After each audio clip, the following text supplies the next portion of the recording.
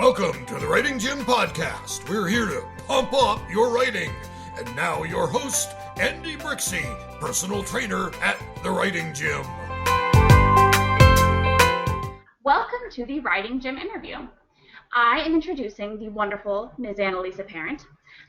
She's the extraordinary writing coach that you're all familiar with. She's helped writers all over the world become published authors. Find out more about her at datewiththemuse.com. And a little fun quirky fact about Annalisa is that one Halloween she dressed up as the top part of a lightsaber. I'm excited to introduce you to this week's guest. But first, a word from our sponsor, Date with the Muse, where you can get help starting, finishing, and bringing to publication writing in all genres. Enter the contest to win a free hour-long coaching session with our resident writing coach. Stay tuned at the end of the podcast on how to enter. And now, I would like to introduce you to our resident writing coach, the gal who helps you pump your writing into shape in our writing gym. Welcome back to the Writing Gym Podcast, Annalisa Parent. Annalisa today is interviewing Samantha Palumbo.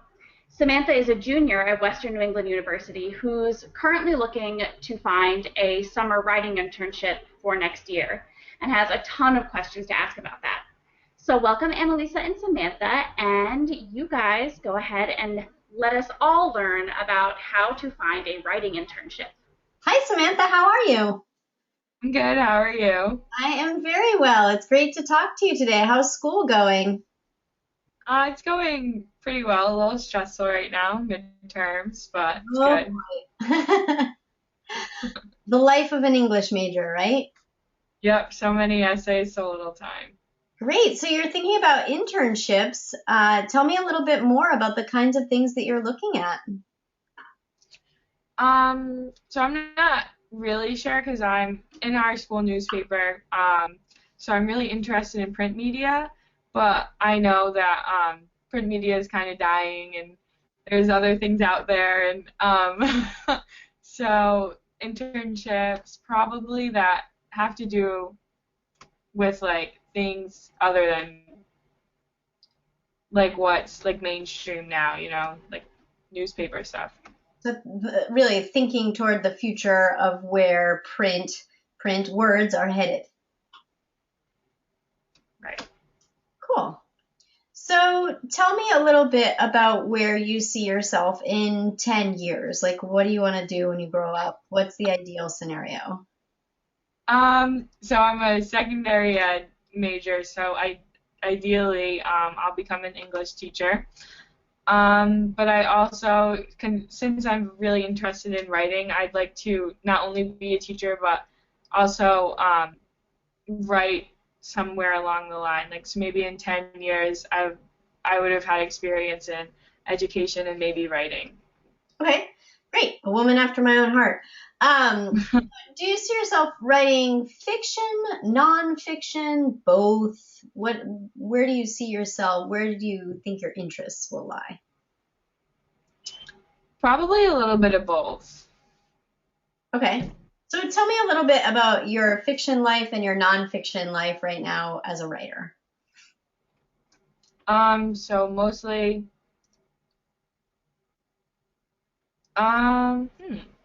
So I don't really write creatively often because I don't really have time to. Pretty much, I guess, all I really write is like stuff for the newspaper, and so like nonfiction, I guess. Okay, cool.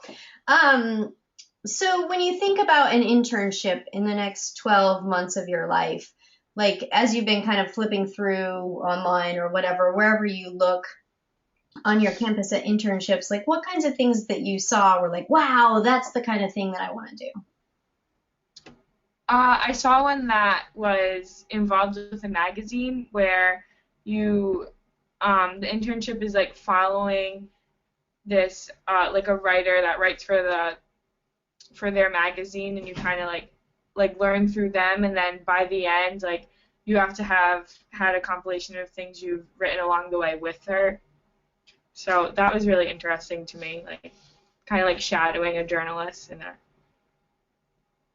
Cool. So what do you think was most appealing about that particular internship? I think getting to see the experience, but not having like the pressure of having to do anything like really concrete about it. So I could really like just I could watch it happen without having to worry about like anything else along the way, like just shadowing it. Cool. Well, that's really helpful because, one of the things that I work with writers that I'm helping to publish or to find sort of where their writing life is going, we always start with what are your goals, right? What do you want out of this? And I think that that's an important thing for you to know. So one of the things that you identified is that at least in your life right now, your nonfiction writing is more important than your fiction writing. And that might flip, that might change later, and that's fine. But I think that that's an indicator to you that at least for right now, finding something that allows you to be in the nonfiction venue would be more exciting to you, right? So that rules out a whole bunch of other things that aren't going to be the thing for you right now, right? So if we're focusing just on nonfiction and if we're thinking about things that fall under the journalism umbrella, one of the things that you very astutely pointed out is that print media is in a huge shift right now as all of the major newspapers figure out how they're going to make the transition from print to digital. And many different newspapers have had different solutions for that problem. And while it may be true that print is or will be dead, journalism won't be, right? And so the world still needs good journalists because it doesn't matter if it comes out on a piece of paper or if it comes out on a computer screen. I think one of the things that this election has shown us as we head into voting in a couple of weeks is that the facts and journalistic ethics are just as relevant as they ever have been. It's a really important thing, regardless of how we're getting our news, whether it's a video or if it's something we need to read or later in the future it's going to be something that we can't even imagine possible today, right? So those are the things that journalism teaches us, is not only how to structure writing as a journalist, but all of those questions around ethics that are super hot topics right now. So I think that something where you're shadowing somebody is an excellent opportunity. You might look for things like that. Those are going to be bigger publications, right? So people who just don't have time to really take you under their wing and kind of babysit you. Right. Say, okay, put this word here and do that, right? They don't have time because they're working in these high pressure positions. If you go with a smaller publication, a local publication in your area, those are people where you're probably going to have access to the editor, not just to reporters, but also to the editor, right? So you might get to spend a week sitting with a journalist who's on the municipal beat, and then you might get to sit with the journalist who has the local sports beat, and then you might get to shadow the editor, right? So then you're getting to see, like, what are all of these different positions within the context of a newspaper that's a little bit bigger than my school newspaper, and how are people sort of negotiating this? Because as I said, no matter what the venue is for the way that we get news, we're still going to need to find ways to distribute this and to parse it out and who's responsible for this. And those are good things to know how to manage and think about. So another question for you, Samantha, is do you want to go big and kind of get this experience of seeing like this fast pace, but not as much maybe individual attention? Or do you want to go small and it's not going to be as exciting to say, like, I worked at Podunk News. It's not quite as exciting as like, wow, I was at the New York Times. But you might get access to a whole bunch of people that you wouldn't necessarily get access to at a big publication. Does that make sense? Yeah, it does. So what are your thoughts on that when I say those things? What kinds of things do you think? What's your reaction? I never really thought about the difference between like a larger paper compared to a smaller one. And I think it would be really interesting to do a smaller paper just for the things you said. Like I'd have access to more things, so I feel like even though it would be like less exciting, like my experience would grow immensely. Like I would have so much experience just from that. So I think that's really interesting. Probably something I'll look at. Good. Now, Andy, can you remind me? I think there was a question about being abroad.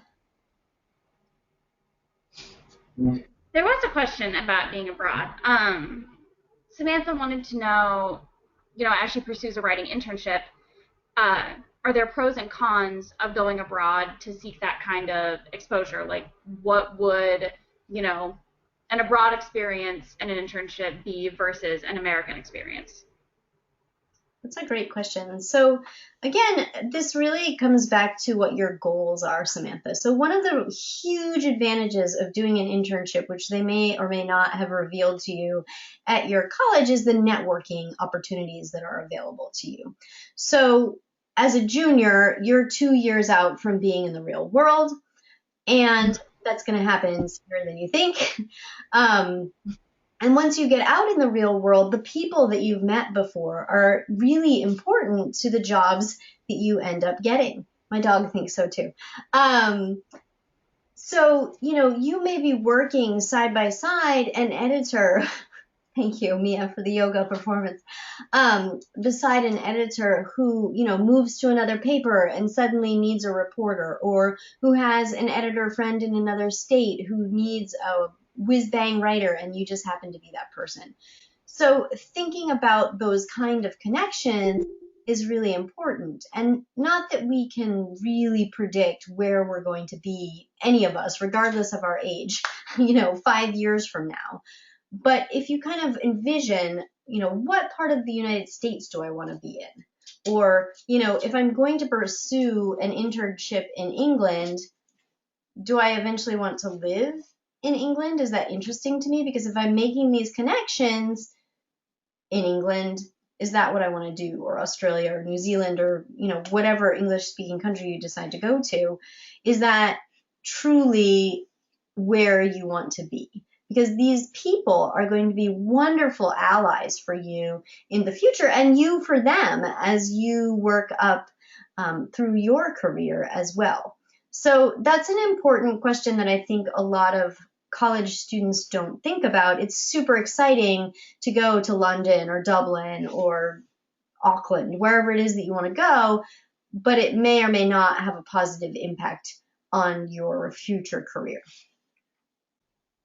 So, Annalisa, are you saying that, as you consider an internship, you should also consider, the whole, always start with what are your goals, where do you want to end up and what you really want to be in, so that those networking opportunities give you, hopefully at the end of your college experience, an interview with a company?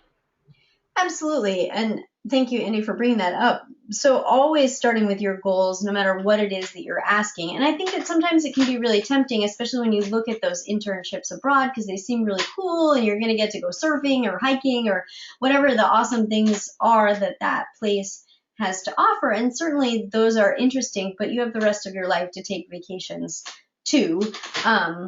So good surfing or good hiking or whatever isn't a reason to choose an internship. The good experience that you can get from that is, and as Andy points out, it may happen, as happens for many, many college students, you're only 2 years out from the real world, and so those internships frequently become first jobs.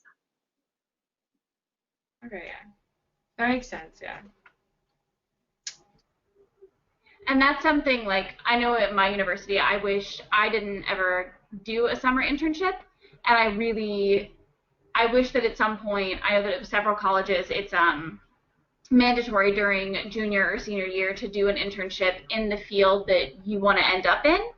I never did that, and I really wish that I had, because I think that it would have given me, like Annalisa said, fantastic networking opportunities, which, when you get out into the real world, 98% of everything is who you know, and that's a really important thing that no one really tells you about when you're in college. Yeah, they don't say that. You heard it here first. So what Um, else? let me look. Here we go. We did that. Oh, uh, redirecting towards one of the questions that Samantha sent me. She said that, and talking about internships within different colleges, like when you get an internship, you know, if you go to an IT company and do an internship, it's very clear what's going to happen there. But with a writing internship, you know, it's such a very broad thing. So what should she expect when she finally lands an internship? That's a super interesting question because writing is a skill that really goes across virtually every profession out there. So no matter what anybody ends up doing, writing will be a part of their life. So that's an advantage, right? Because the world needs writers in all kinds of places, but it's a disadvantage for people in your position, Samantha, who look at the big wide world out there and like there's enough to make your head spin and it's just confusing because you could write pretty much anywhere.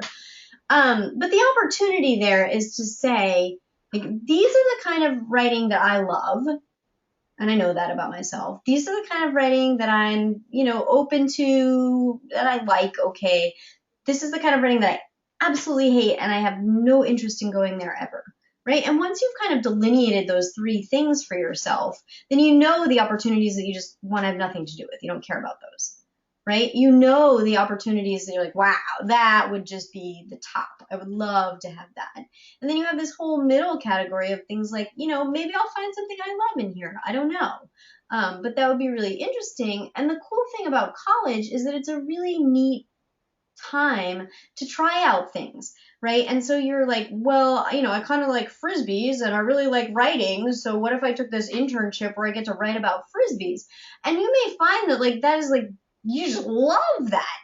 And that's what you want to do with your life. Or you may say, I hate technical writing or I hate promotional writing or whatever it is. This is not something I want to do with my life. And you've only spent 3 months figuring that out instead of as an adult entering into a job and having to sort of figure that out and switch, right? So, my advice would be to shoot for something in the middle, whatever your middle things are, because those are great things to explore, your maybes, because you know about the things that you love, and those probably aren't going to change too much about yourself. Some you might add some things to the love list, a couple of things might fall away, but the things about you, the things that you love, are probably going to stay pretty consistent throughout your life. The things that you really don't like to do and that you hate are probably going to stay pretty consistent throughout your life. And those middle things are the ones that pretty much change. Am I crazy here, Andy, or am I pretty on? No, that makes perfect sense. Because if you're not gonna like something, you're not gonna like something. Like no matter how many times you try it, like it's just not gonna happen. Samantha, what are your maybes? Like, I mean, you're working on the school newspaper right now. So like, there's stuff that I'm sure you've like had the opportunity to try different things there. So what are your maybes? What are things that you think would be really cool to try? Okay, so well, right now, I'm really used to and comfortable with. I write like sport stories for my school, and I'm part of the editing staff, so that's what I'm comfortable with. But recently, I've kind of tried to take like a news story or like a feature just to like switch it up. So I think something that is like kind of interesting to me, but not something I would expect to pursue is like kind of like the news side of writing, like if that makes sense. I don't. Hard news.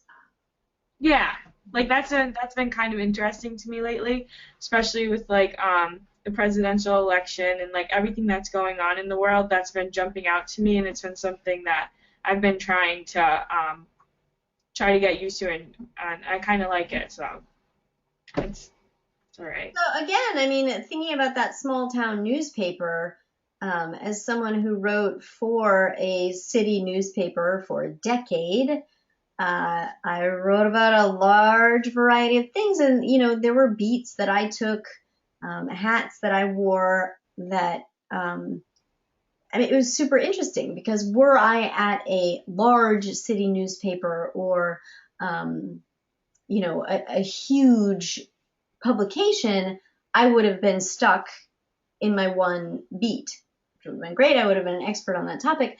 But I got to do a whole bunch of things that happened within the context of that small city. So, that might be an opportunity not only for access to people who have many different roles within that publication, but also to try on, what's it like to cover a city council meeting? What are the zoning laws? Like, what does that mean? Why is that important? I could tell you lots about that, but I won't. Who are the visiting dignitaries that need to be covered? And I suspect if small town newspapers that you could be looking at for internships are anything like the publication I wrote for, you would have a lot more opportunity to really get to write for the publication and get some real quality feedback in real time to say, actually, Samantha, this isn't the kind of thing that we need, and let's put this over here, and let's have this kind of a picture instead of that kind of a picture, which is going to give you so much information about how to become a better writer in practice, right? Instead of just in theory. Whereas, if you're watching what somebody does, you're going to learn a lot. Of course, you're going to learn a lot, but you're not going to learn it by making mistakes. And mistakes aren't fun to make. Nobody likes to make them, but we learn a lot from our mistakes. And an internship is a really safe place to make a mistake, because if your mentor is worth his or her salt, their job is to take you aside and say, like, here's how we do this. These are the steps. This is how we put this thing together before we put it out into the world. And so you're getting some instruction, but you're also getting the chance to try it, and not like try it in a classroom. We've all done that. And that thing's going to go out to the public, and that's pretty darn cool, right? See, that's like a really interesting point, because when I was thinking about the small newspaper versus the big one for an internship, I always kind of thought a larger one would give you more opportunity, just because it's bigger and it probably has more to do and more to cover. But now that you say about the small, I think that makes a lot more sense. Like, the smaller would definitely to cover, but they tend in general to be more persnickety about their content. And people who work for big time publications want their bylines, and they don't want somebody else taking up their inches that could have their byline on them. Small town newspapers are like, please, just give us some content. We want some stuff to publish.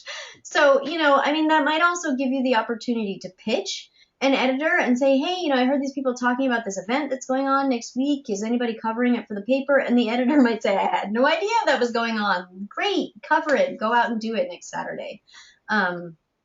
Which might happen at a big publication, but it's not as likely to have that. And so then not only would you have clips to show your future potential employers, but you would have published clips to show them from the actual newspaper. And I don't know. I guess it depends on where you want to apply. What's worth more, an article that you wrote that never got published for a big time newspaper, or a small town thing that really did get published?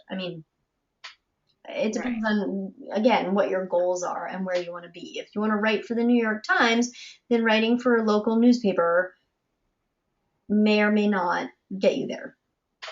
Depends on the quality of your writing and how quickly you move up the ranks. But that doesn't sound like that's an important goal for you. It sounds like you just really want some experience to have writing, to try on something new.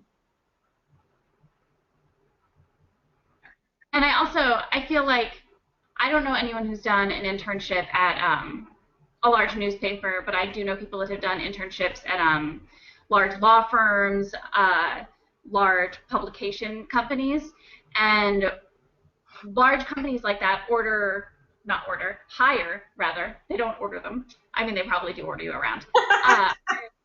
Slews of interns. So it's just all these people. Like, there will be 30 interns in one area, and you're basically fighting on who gets to get the Starbucks order, and, whether or not you know how to fill the toner in the copy machine.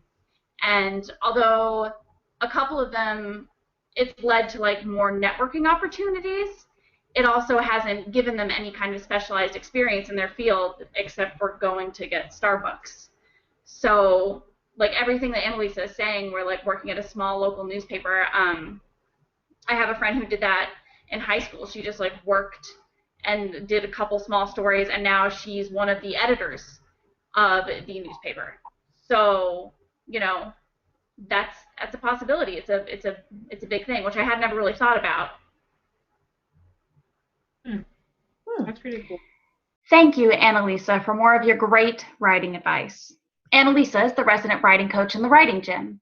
She helps writers start, finish, and bring to publication writing in all genres. And, in my opinion, she's the best at what she does. Also, if you love the Writing Gym podcast, we'd love to have you join us in the Writing Gym. There's no place better than the Writing Gym to get your writing whipped into shape. We have exercises for all of your writing problems, and there aren't even crunches required. We even have a personal trainer, me, to help keep you accountable to your writing goals. While I won't make you do squats, I will make sure your punctuation is correct. To see what we're up to this week, go to writing-gym.com. Don't forget the dash. Thank you so much for joining us to pump up your writing here on the Writing Gym podcast. Make sure and leave us a fantastic rating if you enjoyed the podcast. And don't forget to let us know how this interview helped your writing journey in the comments section. Your 5-star rating will help other writers find this fastest growing podcast. Be sure to check out the show notes and download all of the takeaways and this week's freebie of a step-by-step process to finding the best writing internship for you at www.writing-gym.com/weekly writing reps. And speaking of freebies, don't forget to enter our contest at www.writing-gym.com/contest to win a free writing coaching session with Annalisa. The secret code this week is Herman Melville. Happy writing! This has been the Writing Gym Podcast with Andy Brixey and Annalisa Parent. To join the Writing Gym, visit www.writing-gym.com.